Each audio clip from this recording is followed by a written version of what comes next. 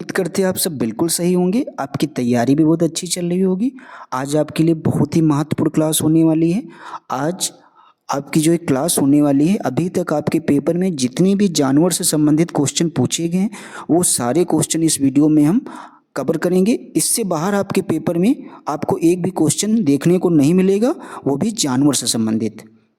तो आप 3 से 5 नंबर अपने आसानी से प्राप्त कर सकते हैं, बस अगर आप इस वीडियो को लास्ट तक देखेंगे। और ज़्यादा बड़ी आपकी वीडियो भी नहीं होने वाली है। अभी तक आपके एग्जाम में 20 से 25 क्वेश्चन पूछे गए जो जानवर से संबंधित, वो सारे हम इस वीडियो में आपको कवर कराएंगे और आपको अच्छे से बताएंगे। जहाँ पर ज़रूरत होगी वहाँ पर आपको एक्सप्लेन भी करते हुए बताएंगे।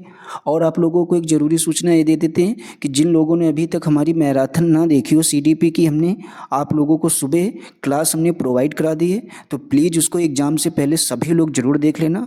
उसमें हमने अपने हैंड रिटन नोट्स के माध्यम से आपको कोशिश करके हर एक सीडीपी का टॉपिक बहुत ही अच्छे से आपको उसमें समझाया है। तो प्लीज़ वो जाकर आप लोग ज़रूर देख लेना जब आप लोगों के पास टाइम हो। तो चलिए देखते हैं आज की क्लास का हमारा पहला क्वेश्चन क्या है। निम्नलिखित में किन जानवरों के बीच सहजीवी संबंध होता है। तो किन जानवरों के बीच हमारा सहजीवी संबंध होता है। सहजीवी का मतलब सबसे पहले आपको बता देते हैं, जो एक दूसरे पर डिपेंड होते हैं, यानी जो एक दूसरे पर निर्भर होते हैं, उसको हम लोग कहते हैं सहजीवी।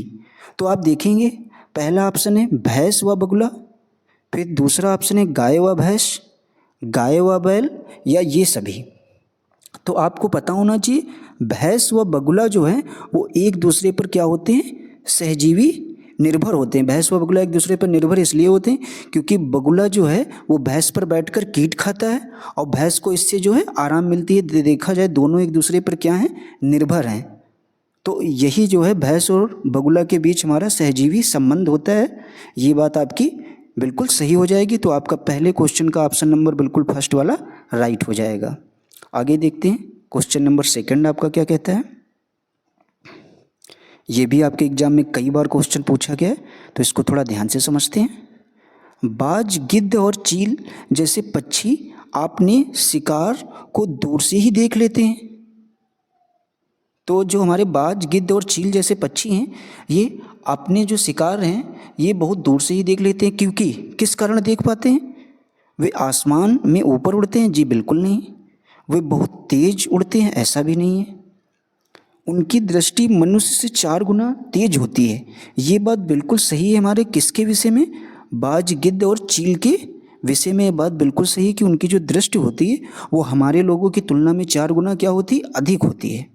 तो आपके सेकंड नंबर का ऑप्शन नंबर थर्ड वाला बिल्कुल राइट हो जाएगा। आगे देखते हैं तीसरा क्वेश्चन आपका क्या कहता है। आपसे पूछा गया है कौन सी समानता शेर और बाघ दोनों में पाई जाती है। समानता का मतलब जो दोनों चीज़ों में पाई जाती हों। तो देखते हैं कौन सी समानताएं होती हैं जो दोनों में होती हैं। तो सबसे पहला आपका ऑप्शन क्या कहता है, दोनों की दृष्टि मनुष्य से 6 गुना ज़्यादा होती है। ये बात बिल्कुल सही है शेर और बाघ के विषय में। दोनों अंधेरे में अपनी मूंछों की सहायता से शिकार का पता लगा लेते हैं। ये बात भी दोनों जानवरों के विषय में बिल्कुल सही है। आगे देखते हैं क्या कहते हैं, दोनों की दहाड़ बहुत दूर तक सुनाई देती है। ये भी बात बिल्कुल सही है। लास्ट वाला ऑप्शन क्या है, उपरोक्त सभी। तो उपरोक्त सभी आपका आंसर सही हो जाएगा क्योंकि ये जो तीनों बातें हैं बाघ और शेर के विषय में हमारी बिल्कुल राइट हैं। तो आपके तीसरे का ऑप्शन नंबर आपका कौन सा हो जाएगा, फोर्थ वाला। आगे देखते हैं चौथा क्वेश्चन हम क्या क्या कहता है। हर एक क्वेश्चन आपका हो सकता है, आपको थोड़े क्वेश्चन बड़े हैं तो एक स्लाइड में ना दिखे तो कोशिश करना एडजस्ट करने की। देखते हैं, कह रहा है निम्नलिखित में से कौन सा छायांकित भाग यह दर्शाता है कि जिराफ कम सोता है और स्लॉथ अधिक सोता है।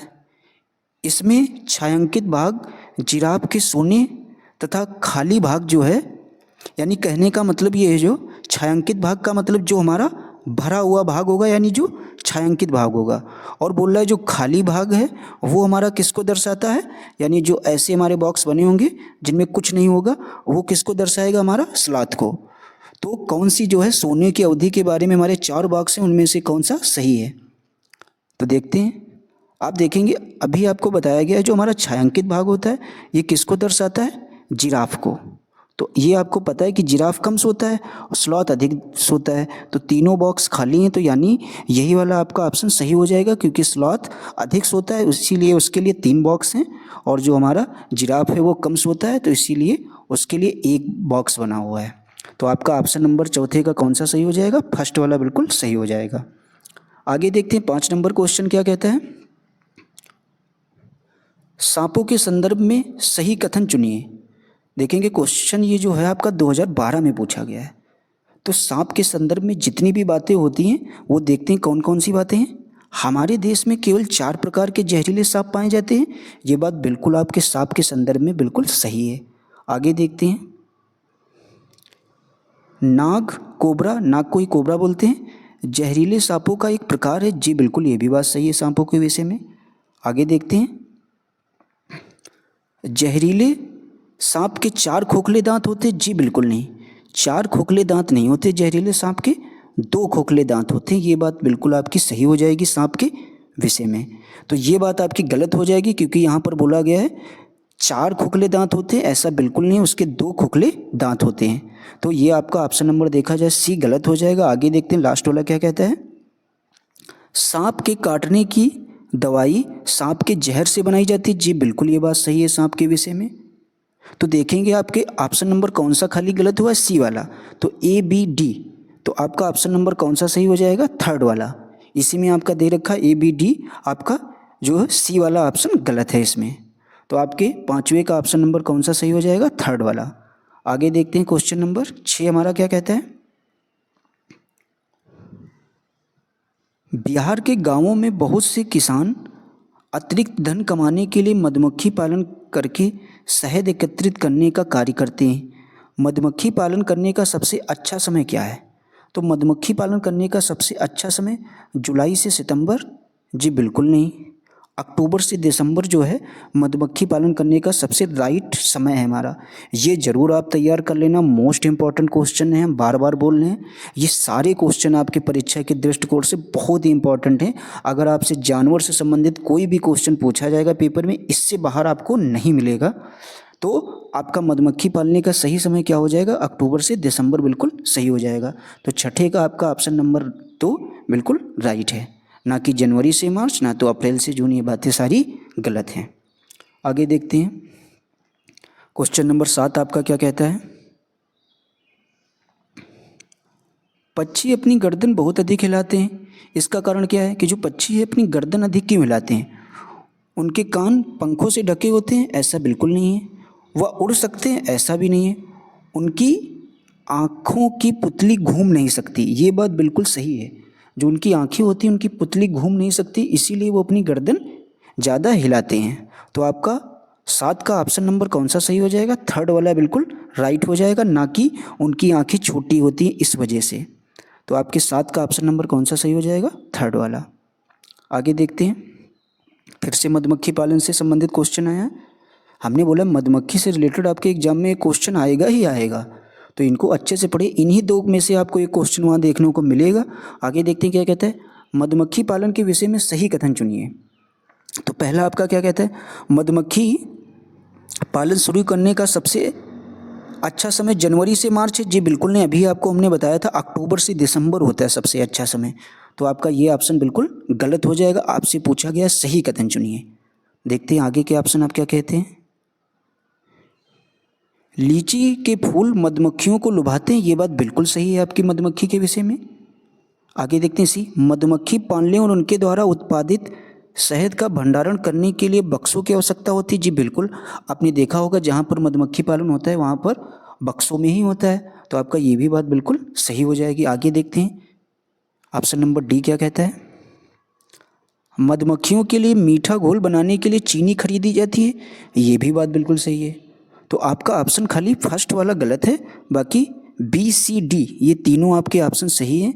तो आपका जो है 8 का ऑप्शन नंबर थर्ड बिल्कुल राइट हो जाएगा, यानी बी और सी डी ये आपके जो ऑप्शन था वो आपका गलत है। तो आपका 8 का ऑप्शन नंबर कौन सा सही हो जाएगा? थर्ड वाला बिल्कुल राइट हो जाएगा। ये बातें सारी मधुमक्खी के विषय में सही हैं। आगे देखते हैं 9 नंबर क्वेश्चन हमारा क्या कहता है। नीचे दिए गए सभी जानवरों में निम्नलिखित में से कौन सी विशेषता पाई जाती है? तो देखते हैं कौन से जानवर हैं। छिपकली है, गौरैया है, कछुआ है, सांप है। तो पूछा गया इनमें जो खास विशेषता है वो कौन सी पाई जाती है। आइए देखते हैं। सबसे पहला ऑप्शन है ये अंडे देते हैं। और देखते हैं क्या कहते हैं हमारे ऑप्शन है। ये जहरीले होते हैं। जी बिल्कुल नहीं, कछुआ अगर पूछा जाए आपसे जहरीला तो होता नहीं है, तो ये बात आपकी गलत हो जाएगी। आगे देखते हैं। ये भूमि एवं जल दोनों में रह सकते हैं। ऐसी भी बात बिल्कुल सही नहीं है, छिपकली थोड़ी ना हमारी जल में रह सकती है, तो ये भी बात आपकी गलत हो जाएगी। आगे पूछा गया है, फोर्थ ऑप्शन आपका कहता है इनके शरीर सल्क से ढके होते हैं। ये भी बात बिल्कुल गलत है। तो एक चीज़ याद रखना है, जो हमारी छिपकली, गौरैया, कछुआ, सांप के विषय में जो विशेषता हमारी पाई जाती है वो ये जो है सभी हमारे क्या देते हैं, अंडे देते हैं। तो आपको एक डाउट यहाँ पर हम क्लियर करना चाहेंगे कि अंडे कौन देते हैं, बच्चे कौन देते हैं, इससे संबंधित आपके पेपर में एक क्वेश्चन आते ही आता है। तो इस बात को हम अच्छे से समझाएंगे, उसको थोड़ा ध्यान से सुनते हैं। सबसे पहले आपको क्या याद रखना है, ऐसे जंतु जिनके कान बाहर होते हैं। आपको क्या याद रखना है, जिनके कान जो है वो हमारे बाहर होते हैं, ऐसे जो जंतु होते हैं वो हमेशा क्या देते हैं, बच्चे देते हैं। अब देखिए एक्सेप्शन तो हमेशा होते हैं हर एक केस में। अब हो सकता है एक दो एक्सेप्शन हो, लेकिन ज़्यादातर केस में ऐसे होता है कि जिनके कान बाहर होते हैं वो बच्चे देते हैं, और जिनके कान हमारे अंदर की ओर होते हैं वो क्या देते हैं, अंडे देते हैं। तो आप देखेंगे छिपकली, गौरैया, कछुआ, सांप, इन सब के कान जो होते हैं वो अंदर की ओर होते हैं, तो ये हमारे क्या देंगे, ये सब अंडे देते हैं। ये बात आपकी बिल्कुल सही है। तो आपके 9 नंबर का ऑप्शन नंबर बिल्कुल फर्स्ट वाला राइट हो जाएगा। आगे देखते हैं 10 नंबर क्वेश्चन आपका क्या कहता है। आमतौर पर यह माना जाता है कि रात में जागने वाला जानवर हर चीज़ को जिस रंग में देखता है वो रंग कैसा होता है। तो आपको पता होना चाहिए जो रात में जानवर दिखते हैं उनको हर चीज़ काला और सफ़ेद, काली और सफ़ेद दिखाई देती है। आगे देखते हैं क्वेश्चन नंबर 11 आपका क्या कहता है।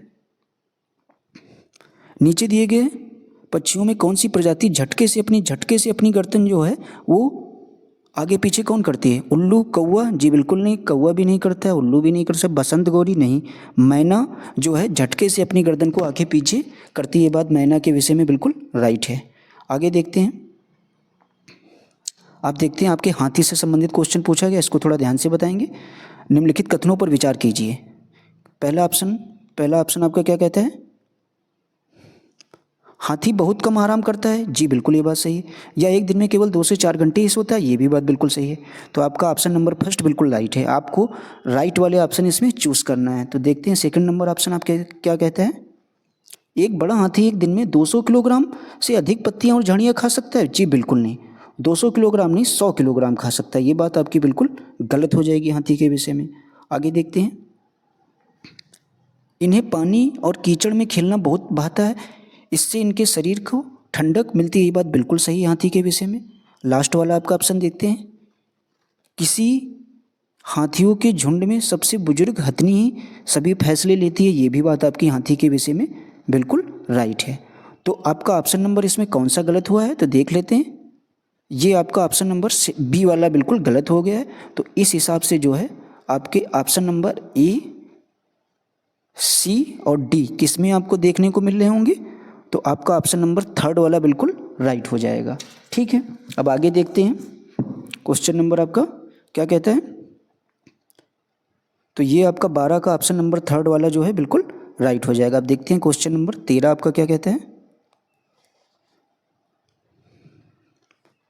निम्नलिखित में से पक्षियों का वह समूह चुनिए जिसकी प्रत्येक सदस्य हमारी तुलना में 4 गुना अधिक दूरी की वस्तुओं को स्पष्ट देख सकता है। अभी आपने देखा था, इससे संबंधित पहला ही क्वेश्चन पूछा गया था। तो कौन से वो हमारे पक्षी हैं, बाज, चील और गिद्ध। तो आपका ऑप्शन नंबर सेकंड बिल्कुल राइट हो जाएगा। 14 नंबर का आपका ऑप्शन नंबर सेकंड बिल्कुल राइट हो जाएगा। आगे देखते हैं। बाज, चील, गिद्ध ही हमसे 4 गुना ज़्यादा देख सकते हैं मनुष्यों की तुलना में। पहला क्वेश्चन ही आपसे पूछा गया था। देखते हैं आगे क्वेश्चन क्या कहता है। सांप के जहरीले दांतों को कहा जाता है। तो सांप के जहरीले दांतों को सल्क नहीं कहा जाता है, कृंतक भी नहीं कहते हैं, कसक भी नहीं कहते हैं, विष दंत कहते हैं। इससे याद रखना है, सांप के जहर होता है तो उसके दांतों को हम लोग क्या बोलेंगे, विष दंत। आगे देखते हैं। तो क्वेश्चन नंबर 14 का आपका ऑप्शन नंबर सेकंड बिल्कुल राइट हो जाएगा। अब क्वेश्चन नंबर 15 देखेंगे।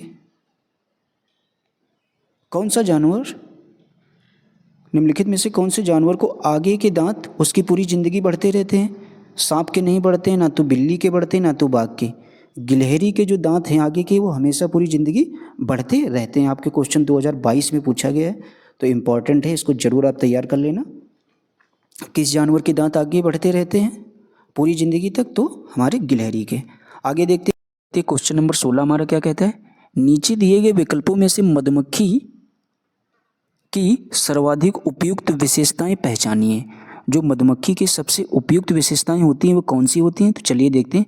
पहला ऑप्शन हमारा क्या कहता है, केवल रानी मक्खी ही अंडे देती है, ये सबसे उपयुक्त विशेषता, ये बात बिल्कुल आपकी सही है।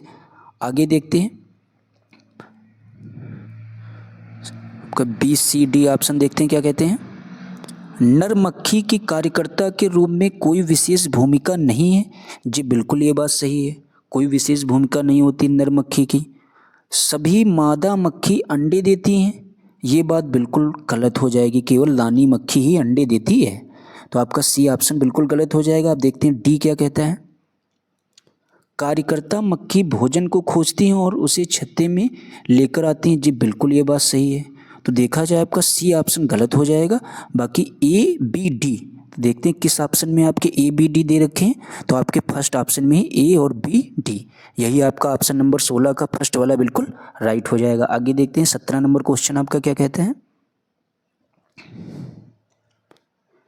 निम्नलिखित में से भारत में मिलने वाला कौन सा सांप जहरीला नहीं है?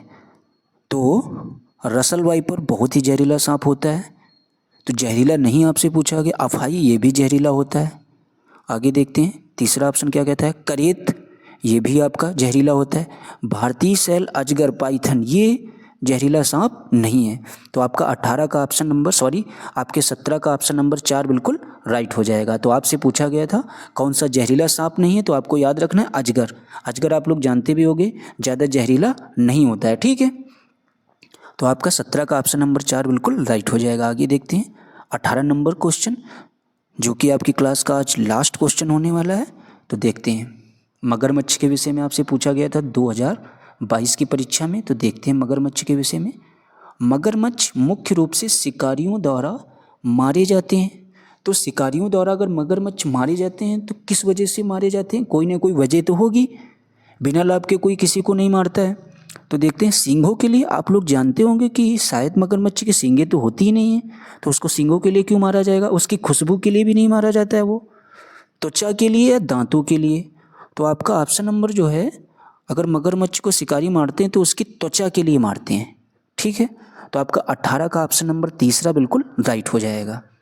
और कोशिश करके हम यही कोशिश करेंगे कि आपको जितने भी जानवर से संबंधित आपके एग्जाम में क्वेश्चन आते हैं, तो जानवर के विषय में जितनी इंपॉर्टेंट चीज़ें हैं उससे संबंधित भी वीडियो लेकर आएंगे। लेकिन आपके एग्जाम में अभी तक जानवर से संबंधित जितने भी क्वेश्चन पूछे गए वो हमने सारे आपको इस वीडियो में बता दिए। तो ज़रूर पेपर से पहले आप इस वीडियो को ज़रूर देख लेना, आपकी बहुत हेल्प होगी।